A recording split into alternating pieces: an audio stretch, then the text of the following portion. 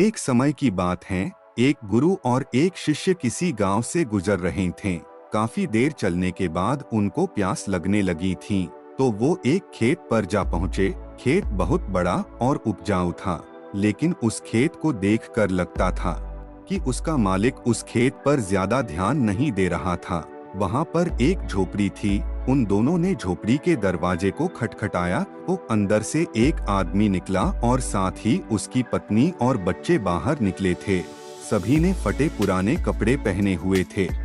गुरुजी ने बहुत ही विनम्र निवेदन किया कि क्या हमें पीने का पानी मिल सकता है। किसान ने उन दोनों को पानी पिलाया। पानी पीने के बाद गुरु बोले, आपका खेत बहुत बड़ा है, लेकिन क्या आप इसमें कोई फसल नहीं उगाते? किसान बोला, नहीं, हम फसल नहीं बोते। गुरुजी बोले, तो आप लोगों का गुजारा कैसे चलता है? किसान बोला, गुरुजी, हमारे पास एक भैंस है जो बहुत सारा दूध देती है और उसमें से कुछ दूध बेचकर हम गुजारा कर लेते हैं और बाकी बचे दूध को हम सेवन कर लेते हैं। गुरुजी बोले, इतनी बड़ी जमीन को यूं ही व्यर्थ खाली छोड़ना यह आपके आने वाली पीढ़ी के लिए बहुत ही खतरनाक साबित हो सकता है। खाली एक भैंस पर निर्भर होना आपके लिए ठीक नहीं है। लेकिन किसान बहुत ही आलसी था। उसने कहा कि हमें मेहनत करने की क्या जरूरत है। 16 किलो रोज दूध देने वाली भैंस से हमारा गुजारा ठीक ठाक हो जाता है।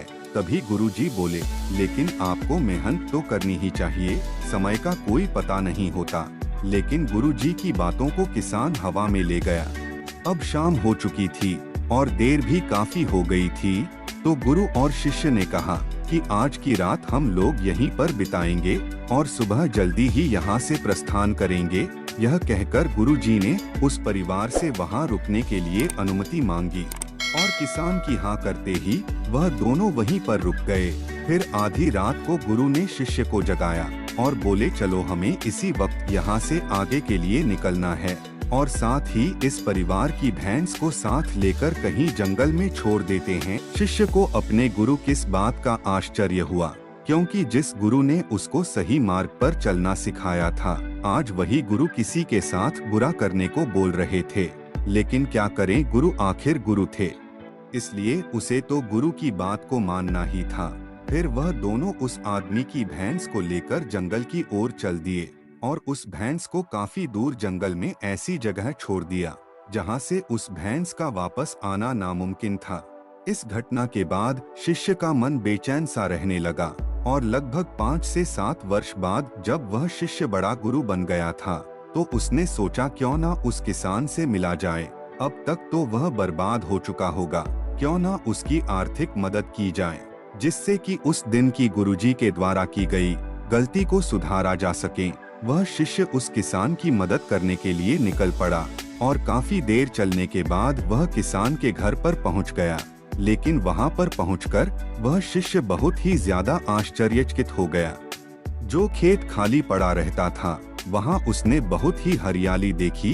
एक तरफ गेहूं की खेती तो दूसरी तरफ बड़े बड़े फलों के पेड़ लगे हुए थे और साथ ही में एक अच्छा सा बड़ा सा घर बना हुआ था। यह सब देखकर शिष्य ने सोचा कि लगता है वह किसान और उसका परिवार उस भैंस के चले जाने के बाद सब कुछ बेच कर चले गए हैं। तभी यह सब सोचकर वह शिष्य वहां से वापस जाने लगा। लेकिन अचानक ही उसने उसी किसान को देखा जिसके घर में वह गुरु और शिष्य रात में रुके थे। तभी शिष्य ने उस किसान से पूछा कि अब आपकी जीवनी कैसी चल रही है और अब आप क्या काम कर रहे हैं? क्या आपने मुझे पहचाना? कई साल पहले एक रात में और मेरे गुरुजी आपके घर रुके थे।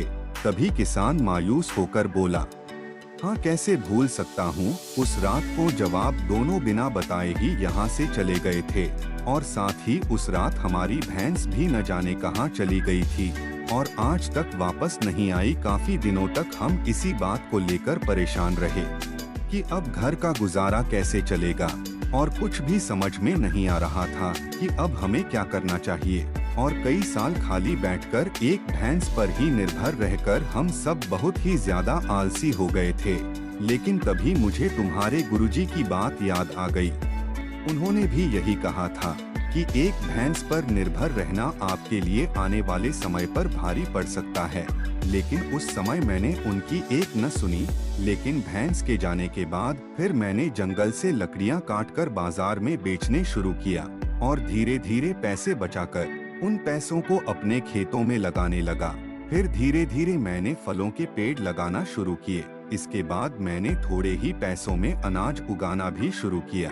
ऐसे ही करते करते आज मैं गांव का बड़ा व्यापारी बन गया और मेरा जीवन बदल गया। आपके गुरुजी ने मुझे सही कहा था कि हमारी जमीन बहुत उपजाऊ है, इसे हमें खाली नहीं छोड़ना चाहिए था। आगे वह किसान बोला, अगर उस दिन मेरी भैंस नहीं गई होती तो शायद यह सब कुछ आज मेरे साथ नहीं होता और मेरा जीवन भी इतना ना बदलता। यह सब सुनकर शिष्य बोला, लेकिन यह सब तो आप पहले भी कर सकते थे।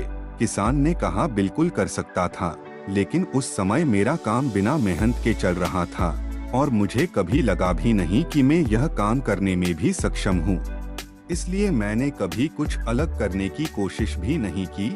लेकिन जब मेरे पास कोई और चारा नहीं था तो मुझे लगा कि मुझे कोई और दूसरा काम शुरू करना चाहिए जिससे कि मैं अपने परिवार का अच्छे से पालन पोषण करूं। तब मैंने अपने मन में ठान लिया कि अब तो कुछ करना ही है और जो भी करूंगा पूरी मेहनत से करूंगा और पूरी ईमानदारी से करूंगा। इसी तरह आज मैं सफलता के इस मुकाम पर हूं।